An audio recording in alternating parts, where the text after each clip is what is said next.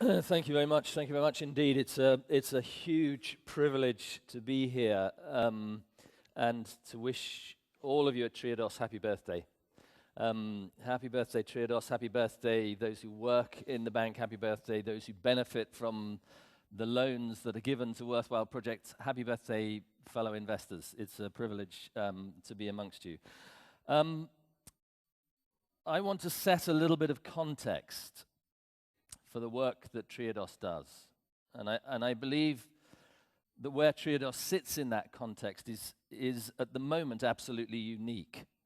And my hope is that over the next 20 years, if I were to have a wish, a forecast, a scenario, it would be that in 20 years' time, Triodos is not so unique. You may have a few competitors snapping at your heels at that point to be the bank of choice in relation to sustainability and durability. And I'm sure that you will welcome that competition as you've welcomed the challenge of operating in a financial market which is sometimes robust in its defense against your own vision for what a financial market should be. I want to talk about a few of those things. I want to lay down some challenges. I want to throw out some examples. I want to invite you to a conversation about the future of our economy.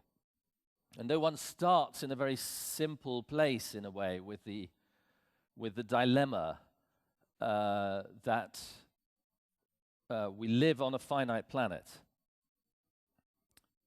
that a continually increasing economy on a finite planet eventually comes up against its limits, and that the growth-based economy that we have at the moment certainly is simply unsustainable. And yet, the opposite of that, call it degrowth, décroissance in the much more palatable French, almost something you might want for breakfast. Décroissance is unstable in whichever language you speak it. A very simple dilemma. We've built an economy on a finite planet in which we are inherently reliant on growing and growing and growing. And as I suggested, although you start in a simple place with this rather simple dilemma, where it takes you when you begin to ask questions about it, why we got here, how we get out of it, who are we, human beings, in the middle of it, you find yourself asking, as Olivier suggested, deeper and deeper questions about the meaning of the economy, its place in our lives, and indeed our place, our idea, our sense of what prosperity is. And I'll touch on a few of those things. I want to start 5 years ago, just over 5 years ago. The past is another country, says the narrator in the 1970s film, The Go-Between. They do things differently there. And 5 years ago, we certainly did things differently. So differently that at a certain point, the whole thing came crashing down, of course. The 15th of September was the collapse of Lehman Brothers in 2008. A point that only a few economists actually saw coming. Economists are very clever people. I have a great deal of respect for them, for us, for me sometimes. I have also alarming fears about the narrowness of the prevailing economic vision. And that economic vision failed to see exactly what had been created and what was about to fall to pieces on the 15th of September. Here's a very interesting quote. It is well enough that the people of this nation do not understand our banking and monetary system, for if they did, I believe there would be a revolution before tomorrow morning. Can you imagine who said that? It wasn't Peter Blome, it wasn't Greenpeace, it wasn't Kofi Annan, it wasn't Gandhi, it wasn't any of the luminaries of a humane and sustainable society. Actually, it was a man called Henry Ford. Back in the 1930s, an understanding that the money system itself was somehow already engendering human injustice, social injustice, was inequitable. And the responsibility of bankers, the responsibility that bankers had for money itself, actually is a social good.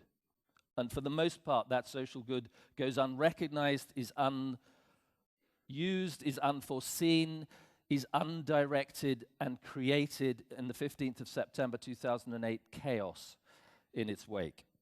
That is the system that we have to deal with. Economists, amongst their virtues, are supposed to recognize the price of everything and the value of nothing, as the joke goes. It's not a very funny joke. This price of everything and the value of nothing changed around 10 years or so ago. If you look at the trend in my graph here, what you'll see is that it is largely, apart from a couple of shocks, a downward trend in the price of commodities. With some shocks in the world wars, the oil shocks in the 1970s, the trend in commodity prices looked like it was relentlessly coming downwards, and this pleased economists enormously. This was a sign of the success of our economy. It allowed us to neglect the wisdom, for example, of the limits to growth debate in the 1970s, and to suggest, as happened in a very famous bet between Julian Simon and Paul Ehrlich in the 1980s, that costs would just continue to come down and down and down. Paul Ehrlich argued that actually the price of this basket of commodities would be higher by the year 1990. Julian Simon reckoned that it would be lower. Julian Simon won the bet because at that point commodities were still coming down in price. Things looked exactly as economists would like them to look. The world was going in the right direction. We were becoming more and more efficient. Our economies were solving all of our problems. And yet, in 2000, just before the crisis, something very strange happened that economists had not foreseen. Prices of commodities, food, minerals, metals, fossil fuels in particular, began to rise sharply.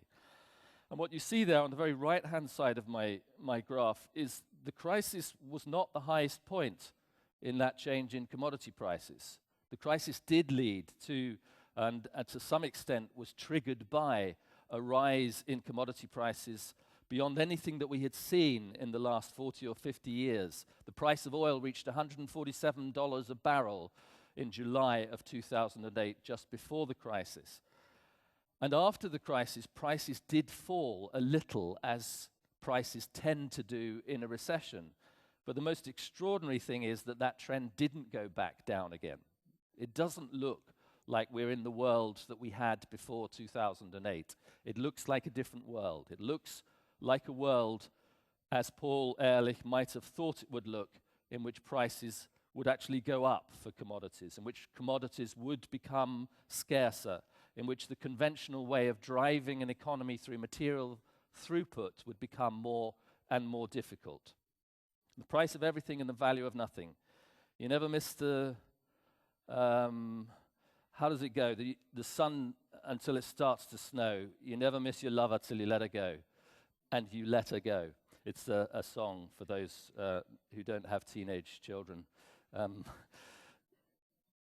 And so where we found ourselves after 2008 was a place where we wanted desperately to reclaim the idea of growth. But we also recognized that we had to do that in a greener way. We had to look for what is kindly called green growth. We had to look for a green growth economy in which we no longer trashed the climate, deforested the forests, denuded the oceans, ripped materials out of the ground and threw them into landfill sites with only a brief window of usefulness in between. We needed a different kind of economy, a different kind of growth. One of the problems we found ourselves is that the harder we chase this growth, the faster we chase this kind of greenness, actually the faster the economy itself moved around us. And so that for all the progress we made on renewable energy, on energy efficiency, on resource productivity, actually the growth in the economy over time swamped those advances faster than we could make them. And what I want to do, rather than showing you the evidence for that or talking about the detail of it, I want to talk a little bit about why that might be. I want to ask the question, if green growth is possible at all, is it possible in this kind of economic system, in the kind of economic system that we have? And to do that, and I apologize for this, I want to lead you through, as quickly as I can, what this system is, how it's supposed to work. If you like, it's Economics 101 5 minutes flat on a Sunday afternoon when it's raining outside and you have many things to think about. But I hope that what I can do is point out the salient features of this economy. It's an economy that works something like this. Firms produce goods for people, and people provide labor and capital to firms. That's called the circular flow of the economy. It works by firms giving income to people which they can spend on the goods and services. A fair exchange. It's really, at this point, a very simple relationship between two sets of people, one who make goods and services and the other who spend money on them. And as it turns out, it's the same group of people, more or less. So it's a way of organizing society. Perhaps the most important part of this society, though, is that we don't spend all our money. We save. We have a propensity to save. We have a propensity to put some money aside because we care about the future. And where we put that money is into a banking sector, a financial sector, which invests those savings. Now, in a system as it exists at the moment, mainly what happens to those savings is that they're invested in a couple of particular areas. We chase productivity. We want our productive processes to be more and more efficient. In particular, we chase labor productivity, trying to get our workers to do more, to produce more with each unit of time that they put into the labor year on year on year. So this investment in pursuit of labor productivity is one of the main driving features of this economy. It's a very interesting one in some ways because it brings down prices and that makes things more affordable. It also encourages us to buy more of those things. And in the process, you'll notice, those of you who like arithmetic, which I'm sure you all do, that if you're doing things more efficiently year on year with a given labor force, if each laborer can produce more and more goods each year, then unless the economy grows year on year, you have a problem. You're putting people out of work by chasing productivity. And so here you see in my little diagram exactly why we're so hooked on growth. That if we can't grow in an economy chasing labor productivity, we're faced with higher unemployment. There's another really interesting thing that we do with this investment in the conventional model. And this was pointed out by Joseph Schumpeter in the 1930s. When he talked about innovation, a process of creative destruction. We're continually throwing over the old processes, continually throwing over the old products in favor of the new ones, the latest gadgets, the fastest cars, better communications. Our lives are actually, in some sense, ruled by this novelty because it isn't simply the aim of every enterprise to innovate and innovate and innovate and use its investments for innovative purposes. It turns out actually that novelty matters to us. The new is something that to some extent we all as human beings love. We crave novelty. Novelty is a language. Novelty is a language that allows others to know how important we are because we have those latest gadgets. We are dressed in the most recent fashion. We have a set of consumer goods that is a language that allows us to talk to other people, to communicate with each other. And this is a point where we begin to see actually that the system that we've created is inherently in us. It isn't simply something out there. It's something that we have to grapple with our own appetites for if we want to understand, and I would argue get beyond it. Of course, we don't always crave the new. One of the interesting things that happened in the crisis, in fact, is that people stopped going out and spending on their credit cards on the high street. They wanted instead to hunker down. They wanted to be safer. They wanted to think about the future. They cared more about security. John Maynard Keynes told us, in fact, that this is what always happens in a recession. He called it the paradox of thrift, because what people want to do in a recession is to save. But what politicians want you to do in a recession is to spend more and more and more. And in order to ensure that we spend more and more and more, of course, there's a host of advertisers, investors, politicians, business people, retailers out there trying to persuade us in very simple terms to spend money we don't have on things we don't need to create impressions that won't last on people we don't care about. It's an economy built, therefore, on credit and debt. It's an economy in which actually scandalous things are happening in ordinary people's lives who are being persuaded into debts that they can never pay off. by people who are simply chasing assets like the property that they live in. It's a scandalous place in which commercial credit is being given to operations with child labor in the supply chain and with degradative, environmentally destructive practices in the raw materials chain. And it's an economy, a financial economy, which is built fundamentally in the most recent years on a form of speculation that amounts to little more than casino gambling. It's a casino economy. And here, I just want to show you, this is the picture from the statistics in the UK, where each of those different parts of the financial economy sat over the last 15 years. And what you'll see here is the green line at the bottom is the investment in non-financial corporations. That, if you like, is the investment in the real economy. It's not anything like as green as we at Triodos would like it to be, but at least it's investment in productive capacity in the economy.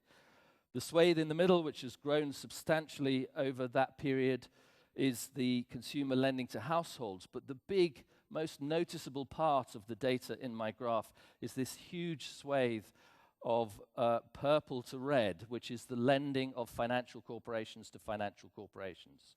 This is a series of speculative activities in the price of commodities, in the price of property, in the price of derivatives, and it dominates the way in which the financial market worked up until the crash.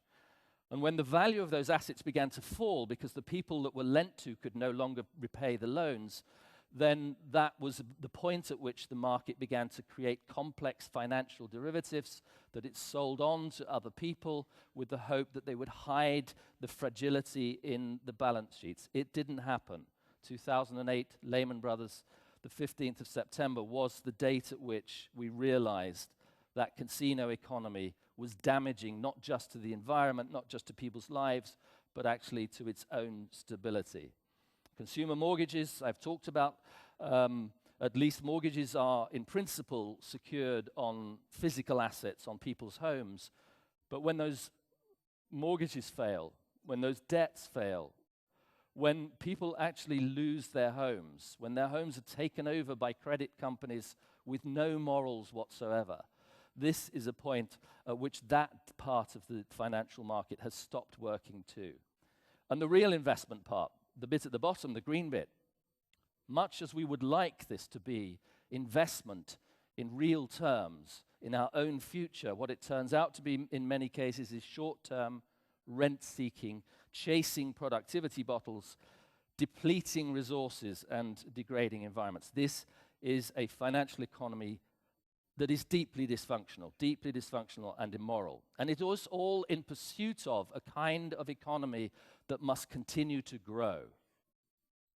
And it must continue to grow not just for our own appetites, but because of the system itself. Here is a very interesting quote from 1955 from a man called Victor Lebeau, who argued, and there's some dispute whether he was saying this was a good thing or a bad thing. I want to give him the credit, the benefit of doubt, and say that he was arguing it was a bad thing. Our enormously productive economy demands that we make consumption our way of life, that we convert the buying and use of goods into rituals, that we seek our spiritual satisfactions, our ego satisfactions in consumption itself. We need things consumed, burned up, worn out, replaced, and discarded at an ever-increasing pace.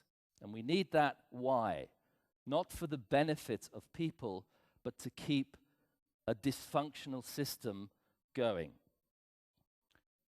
It's probably true that our economists are the only people who really have this view.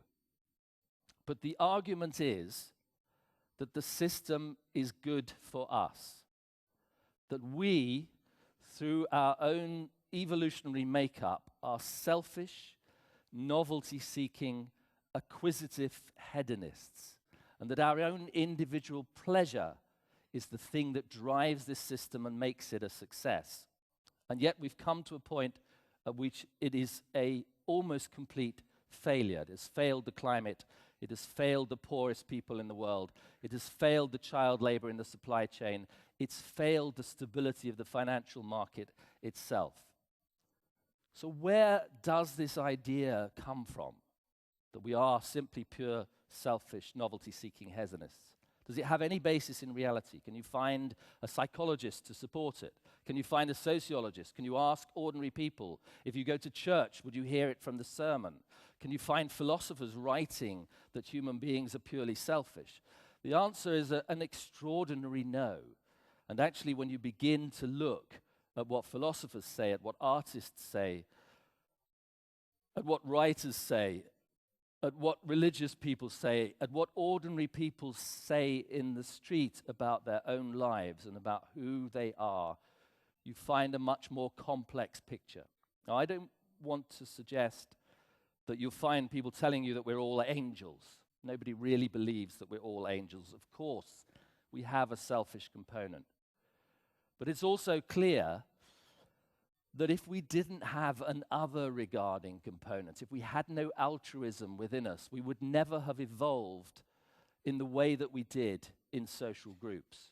This is an insight from Shalom Schwartz, a psychologist, a social psychologist. And Schwartz also argues that this tension between self and other is mirrored by a tension between novelty-seeking, and tradition. Novelty is adaptive, was adaptive in fast-changing environments. And so it evolved in us naturally. But so did tradition and conservation, because without that stability, we would never have raised families, formed communities, created societies, brought together governments. These two tensions in the human psyche, in other words, are a better reflection of who we are than this simple idea that we are selfish, novelty-seeking consumers. And if you look at my diagram on the top right-hand side, this map of the human heart, if you like, you'll see those novelty-seeking, selfish components in us. But what you'll also notice is how systematically we have ignored the other three quadrants in the circle. And in other words, what I want to say here is this is an enormous opportunity, not just to create a new economy, not just to do things differently, but actually to be human beings, to create institutions that reflect who we are as human beings. And in the last few minutes of the presentation, I want to say how that can be translated into the building blocks of a green economy, the foundations for a truly resilient economy, a different place to be. Economy is, in one sense, about enterprise. Enterprise has been taken to be a profit maximization exercise that pays no attention to the material throughputs and the material damage that it creates.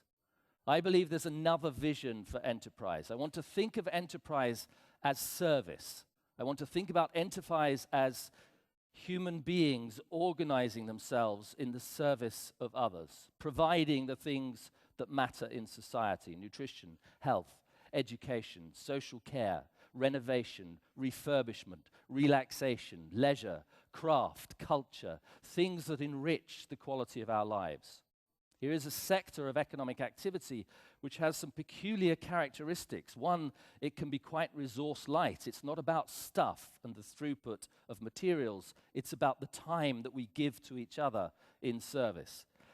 And because it's about time, because it's about the time that people give in service, it is an employment-rich sector.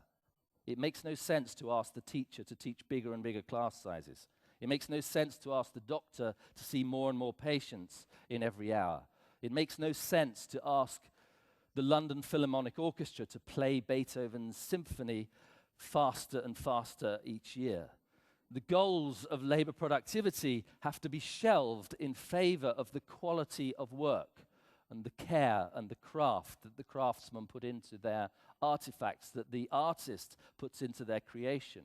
Here is a place, a vision for enterprise, for a new economy which is ecologically light and humanly rich. The employment implications of that are clear. It is possible within such an economy to create employment, to have an enriched working life. Rather than thinking of labor as a commodity that has to be excised from the workplace as much as possible, we think about people's time as the foundation for that workplace. And within such an economy, there is work to be had and labor to be employed. The most important thing, and of course it's the most important thing in relation to our discussion today, is the question of investment. Investment is key to this economy. Investment I like to think of as a relationship. It's the fundamental relationship in economics, and it's the relationship between the present and the future. Investment is about protecting, maintaining, building up the assets on which our future prosperity depends. And this, of course, as I will show in a minute, creates a different ecology in the financial sector. It demands a sense of slow, patient capital over the fast, speculative gambling that we saw in the past. It also demands, and I won't have time to talk much about this in the presentation, but perhaps we can touch on it afterwards, it demands a different approach to money. It demands a return to Henry Ford's concern about a banking system that nobody could understand, in which social good had been appropriated for the purposes of profit by a minority and was being misused. And it has to be said as bluntly as that. The responsibility for the social good of money has been misused by the vast majority of the financial sector. And that is a key element in a transition for a green economy. A green investment portfolio will be very familiar to you. Olivier mentioned some of these things. Green technologies, of course, will bring very good returns, will actually bring profit in many cases. Infrastructure can also be profitable and certainly has social returns. We need a decent public transport system. We need low-carbon buildings. We need community spaces where we can, in fact, engage with one another as human beings rather than as consumers, in a world in which prosperity is something bigger than material. We also need to invest in ecology itself, the biggest assets, the most important assets, the ones on which future generations and polar bears depend are the ecological assets, the forests, the habitats, the soils, the wetlands, the oceans. And investing in those assets is a key part of what the new investment portfolio has to be. And of course, we must invest in those services which I have argued are at the heart of enterprise in the new economy. A fantastic, an exciting, a human portfolio for a different kind of economy. And Triodos Bank, of course, is situated already in some of those spaces. Green technologies. The one thing we know about green technologies is that they're increasing. Here's a nice example of protecting ecological assets. This is from the Savory Institute, and it's a fantastic example of a small innovation in livestock management, which allows you, in fact, to protect, to restore grasslands simply by a different way of managing your livestock on those lands. Alan Savory has given a wonderful TED talk about that to those who might be interested. Here's another kind of investment in keeping oil in the ground. The Yasuni project in Ecuador, the government of Ecuador offered an investment activity to ordinary people to invest in the forest, to protect the forest rather than to exploit it, and promised that the government of Ecuador would match pound for pound, dollar for dollar, that investment in practice. Those investors are not seeing financial returns. So why would they do it? Is it really investment? They see social returns, they see ecological returns. And a part of what we have to do within this sector is to recognize that if we want to encourage this kind of investment, those returns must be realizable, they must be protected. It mustn't be the case that those who do good in terms of saving their money in the right place are punished by a casino economy that creates speculative gambling that undermines the value of money itself. Here is a huge challenge, and I want to come back to it briefly. Money has to change. Money in a green economy cannot be this private commodity beholden to the whims and the greed of a financial sector running amok. And one of the most promising things from my work since Prosperity Without Growth has been collecting together some of the examples, some of the places where this change can occur. Very, very small scale changes in peer-to-peer lending, for example, in community banks and community bonds. People saving money at the community level to invest in the community for the community. Changes in institutional investors, small and large, some of them just about governance, governing better, so that the supply chains are not so unjust, so that the impacts are not so devastating. Screening out projects which have negative impact.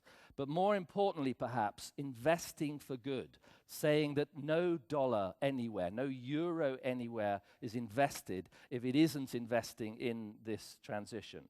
Impact investment, it's sometimes called.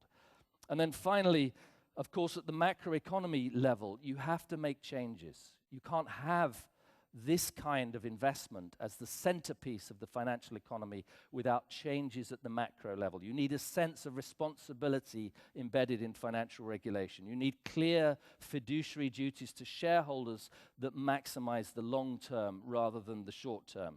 You can think about transaction taxes, for example, which slow down the rate at which commodities are traded. You can think about the way in which money itself is spent into the economy. You can even ask the government itself to take some responsibility for the social good that money is, instead of handing over the power of money creation to the financial sector in its entirety. Governments can and should, must adopt a sovereign right to protect the social good of money. And there is one example, I'll come to it in a minute, which shows exactly how that might be done with an extraordinary pedigree. Let me just run very quickly through these examples. Peer-to-peer lending, this is one of my favorite examples of a small community of investors investing in a portfolio of projects, deciding amongst themselves which projects they want to invest in. It's coordinated by this organization called SPEAR, and it has produced good, solid, not massively speculative returns on capital, but decent returns to ordinary people's savings. Here is another example, shared interest. Shared interest is a financial vehicle, the financial vehicle that sits behind fair trade, the fair trade label. Without shared interest, which distributes dividends fairly along the supply chain, there would be no fair trade goods. Financial innovation at its best. Here is an example that dates back to the 1930s. This is the Wir Bank. Wir in Germany means we, and it was used quite deliberately to express the collective intent of a group of business peoples trying to survive the crisis in the 1930s, the crisis, the depression. And the way in which they did that was to create a collective in which essentially what they formed was an alternative currency. A currency that was no longer dependent on the vagaries of the financial markets, but which enabled peer-to-peer lending to invest in peer-to-peer businesses and create solidity in the face of chaos. Wehrbank has, from a few hundreds of business people, is now still a going concern in Switzerland. Here is the example I pointed to in relation to money. Of course, we sitting here, ordinary investors, even in an innovative project like Triodos, thinking about the financial sector cannot expect to change the whole thing. What can we do about the money system itself? And yet the extraordinary thing is that there are things to do. In the 1930s, again, something called the Chicago Plan was put forward. And this was a plan essentially for 100% reserve banking, in which every credit made in the banking system had to be backed by reserves in the central bank. And although this is quite a radical rethinking, it has some extraordinary proponents. Irving Fisher was the first person to put forward this plan. He was a Nobel Prize-winning economist from the 1930s. Milton Friedman, unbelievably, free market advocate of the most torrid kind in some ways, believed that the instability of the financial system could only be tamed by tempering the 100% reserve requirement, the fractional reserve requirement in the financial sector. And this plan, it's argued, would eliminate bank runs. It would lead to instantaneous reductions in the levels of debt because the money creation no longer requires simultaneous debt creation. This is a really important feature to bring into a financial system. Who are the proponents of this now? Again, it isn't the radicals, it isn't the leftists, it isn't the Marxists. Actually, this paper, the Chicago Plan Revisited, was published last year by the International Monetary Fund, the angels of the new economy. And then here, finally, is a bank. I'm not sure where they are, what they're doing, really, where they live, but I happened to get a picture along the way, and I thought I'd show it in this particular presentation. It has been a privilege and a pleasure to stand here and talk to you on your 20th birthday. I believe that what Triodos does, where Triodos sits, is right at the heart of a different kind of vision, not just of the financial sector, but of the economy as a whole, not just of the economy, but of society itself, not just of society, but of who we are as human beings. Because for us, prosperity at the end of the day was never about dollars. It was never about material stuff. Of course, those things matter that we need to provide and provision for ourselves, but prosperity transcends material concerns. It goes beyond the immediate luxuries of materialism and consumerism. It is about the love of our families, the strength of our friendships, the solidarity of our communities. It's about the integrity of our relationship with the future and the integrity of our relationship to the environment. Prosperity, as Zia Sardar once said, is a condition that can only be conceived to include obligations and responsibilities to other people and to polar bears, it seems. Thank you very much for listening, and I look forward to the conversation with Olivia.